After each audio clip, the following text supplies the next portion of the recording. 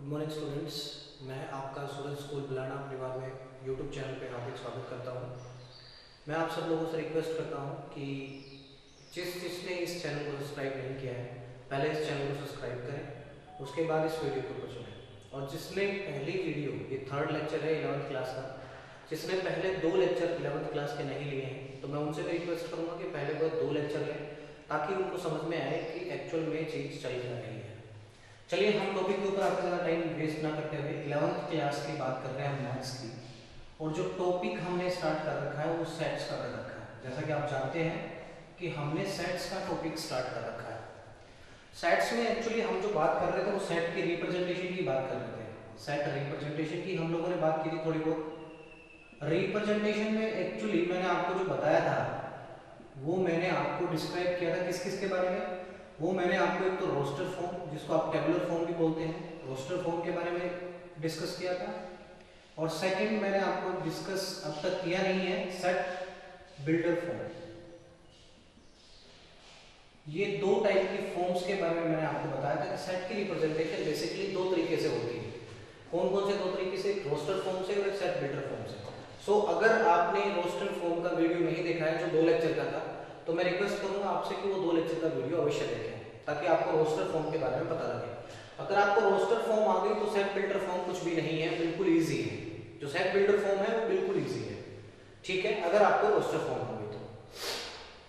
जैसे कि अब हम रोस्टर फॉर्म की तो बात कर चुके थे। रोस्टर फॉर्म में क्या होता था?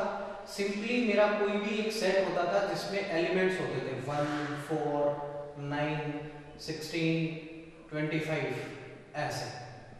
ये तो क्या था? मेरा रोस्टर फॉर्म था, जिसमें हमने आपको बताया भी था कि किसी भी एलिमेंट का या मेंबर का रिपीटेशन अलाउड नहीं होता।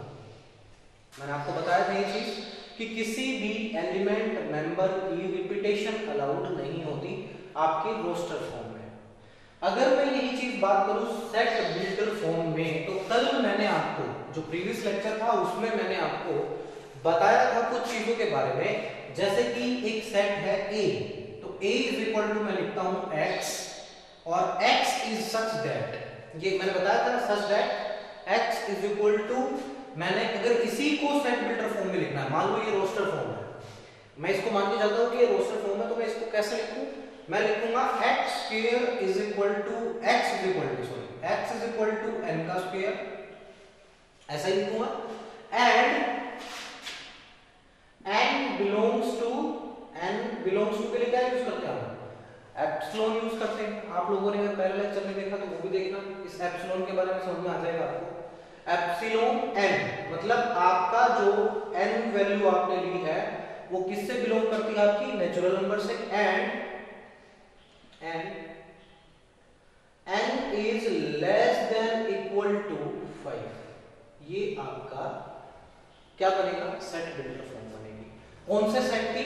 इस पर्टिकुलर सेट की ये सेट बिल्डर फॉर्म बनेगी। देखिए x इसको बोलेंगे कैसे, मैं बोल के एक बार फिर दोबारा बता देता हूं, जैसे मैंने प्रीवियस लेक्चर में बताया था, मैं एक बार दोबारा बता देता हूं आपको। The set of all x, the set of all x, इसका मतलब होता है सच दैट, इसका मतलब होता है सच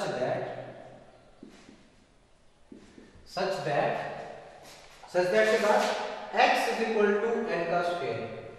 x किसकी वैल्यू है? n के स्क्वायर की। और x किससे बिलोंग करता है? n किससे बिलोंग करता है? सॉरी, n आपका किससे बिलोंग करता है? नेचुरल नंबर से। मतलब n की वैल्यू क्या होगी? नेचुरल नंबर मैंने आपको बताया था क्या होते हैं, 1, 2, 3। आपकी काउंटिंग इंफिनिटी तक जाती है तो वो क्या होती है? वो आपकी नेचुरल नंबर होती है।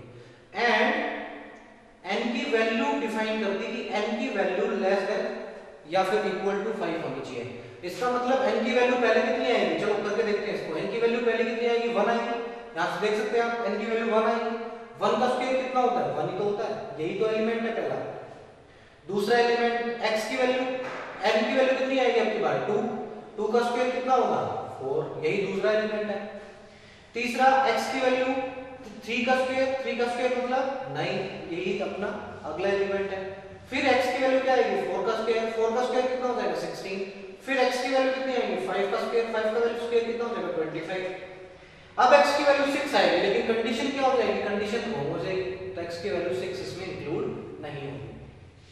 इतनी बात समझ आई आपको? मैंने कैसे लिखा है इसको? इसको सेट बिल्डर फॉर्म में लिखा है। ये इसकी सेट बिल्डर फॉर्म होती है, ये इसकी सेट बिल्डर फॉर्म है किसी भी सेट को लिखने के लिए, और ये उस सेट की क्या होती है? ये उस सेट की रोस्टर फॉर्म है। अगर आपको सेट बिल्डर फॉर्म दे दे और रोस्टर फॉर्म बनाने के लिए कहे तो भी आप बना सकते हो, और अगर आपको रोस्टर फॉर्म दे और आपसे कहे कि सेट बिल्डर फॉर्म बनाओ इसकी, तो भी आप बना सकते हैं। बात समझ में आ गई आपको? इतनी बात समझ में आई आपको? एक एग्जांपल मैं आपके सामने और लेके चलता हूँ, छोटा सा, इसको मिटा रहा हूं मैं, एक छोटा सा एग्जांपल और लेके चल रहा हूँ आपके सामने ताकि आपको और अच्छे से समझ में आ जाए। मैं एक सेट लेता हूं कोई भी ए, जिसमें मैंने वैल्यूज ली 1/2, 2/3, 3/4, 4/5, 5/6 और 6/7।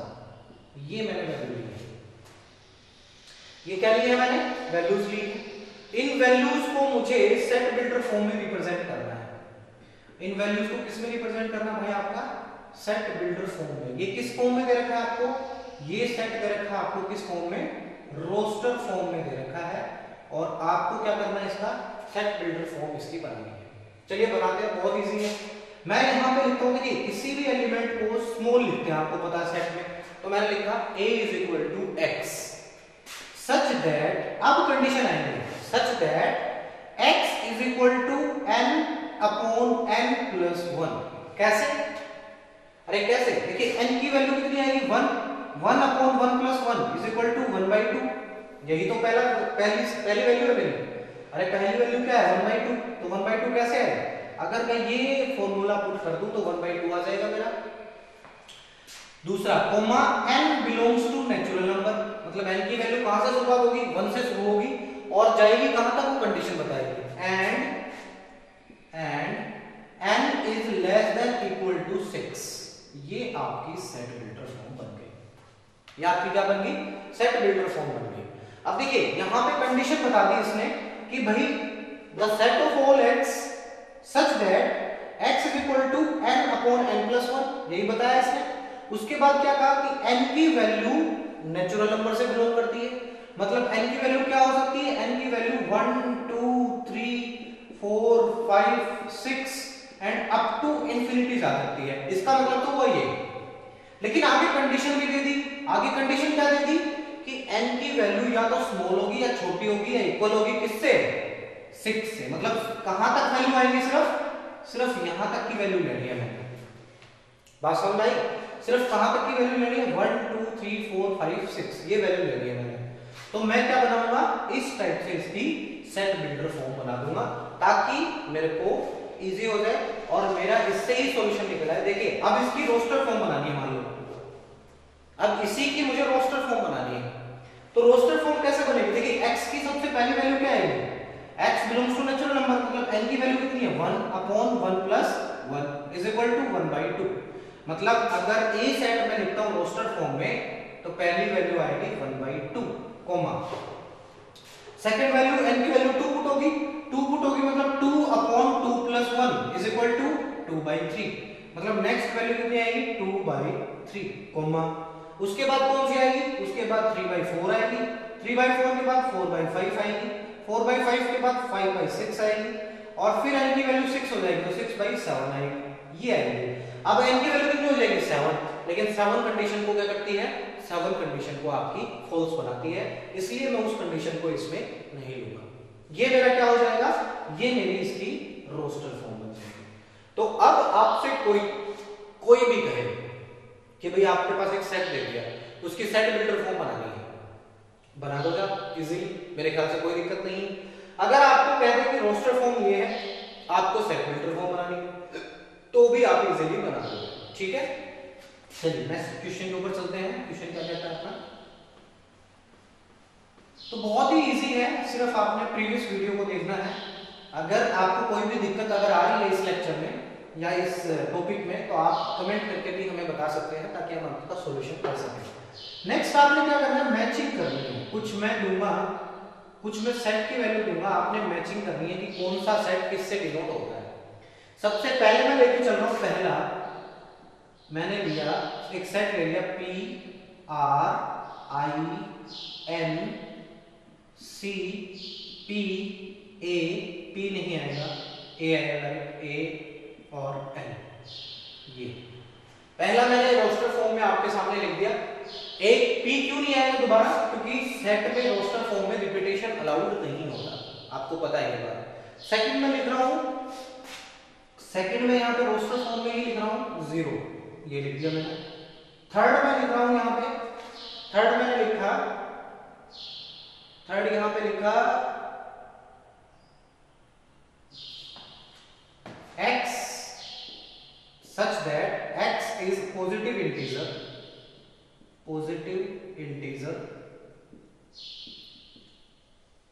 and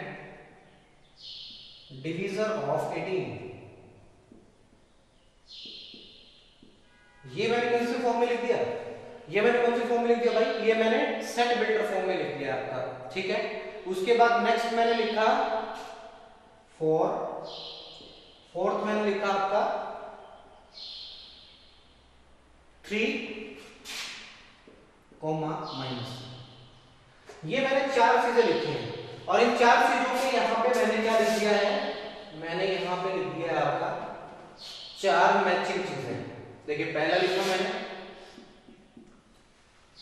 पहली मैंने लिखी x such that x is equal to, या फिर you can say x plus 1 is equal to 1, ये लिख दिया मैंने, and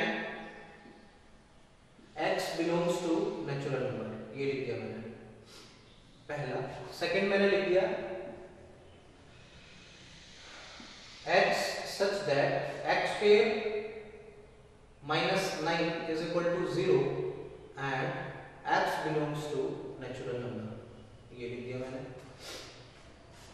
x belongs to integer number, sorry, x belongs to integer number।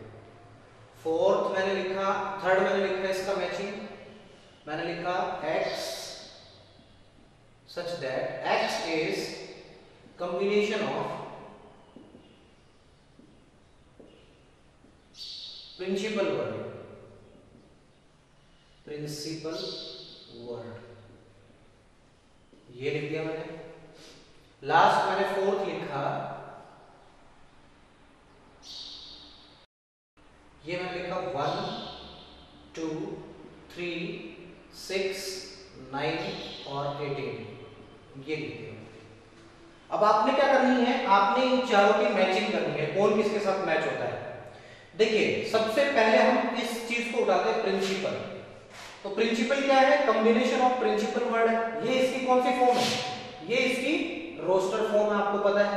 और ये कौन सी फॉर्म में लिखी है इसको, ये सिर्फ इसको सेट बिल्डर फॉर्म में लिखा है, बस इतनी सी बात है। इसको किस फॉर्म में लिखा है, सेट बिल्डर फॉर्म में, और इसको किस फॉर्म में लिखा है, रोस्टर फॉर्म में। तो नंबर 1 किसके साथ जाके मैच हो जाएगा, नंबर 3 के साथ जाके मैच हो जाएगा। दूसरी जो वैल्यू मेरे से पूछ रहा है, दूसरा मेरे को रोस्टर फॉर्म में दिया है और मेरे से कह रहा है कि x की वैल्यू बताओ भाई। देखियो इसमें मैच करेगा जाके, क्योंकि x plus 1 is equal to कितना है 1, x is equal to 1 minus 1, x is equal to कितना हो जाएगा 0। तो यहाँ पे x belongs to natural number नहीं, x belongs to आप कह सकते हैं होल नंबर, w कर सकते हैं आप, ठीक है। तो x की वैल्यू कितनी आ जाएगा आपके पास 0। अगर इस चीज को रोस्टर फॉर्म में लिखते हैं तो इस तरीके से लिखा जाएगा, मतलब दूसरा किसके साथ मैच होगा, दूसरा मैच होगा आपके पहले के साथ। अगले के पास चलते हैं तीसरा, x is a positive integer and divisor of 18।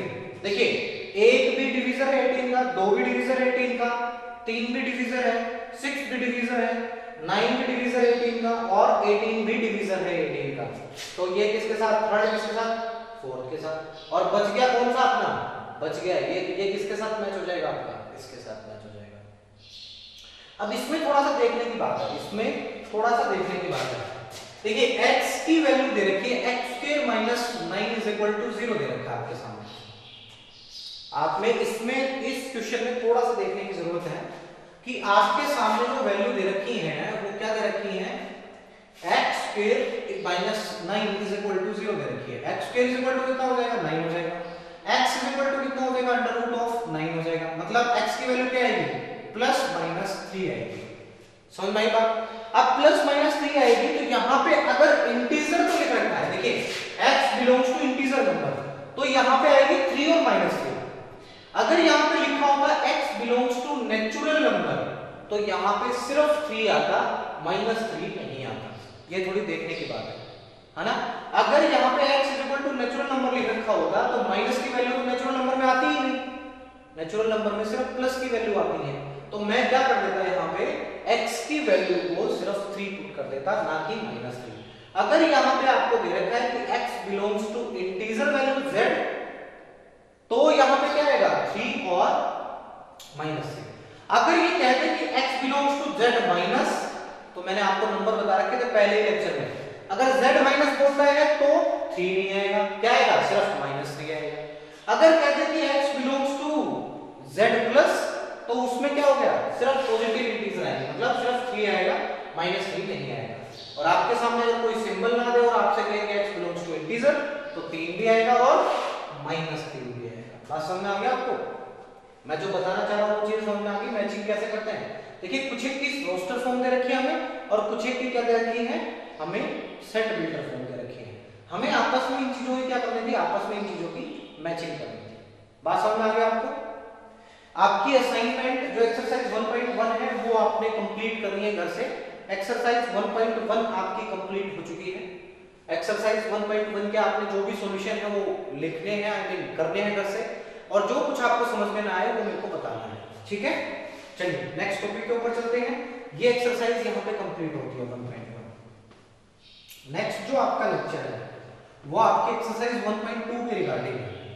तो उसमें कुछ एक बेसिक टर्म्स के बारे में पहले हम जिक्र करेंगे, कुछ एक बेसिक चीजों के बारे में जिक्र करेंगे। सबसे पहले जिक्र करेंगे हम एम्प्टी सेट।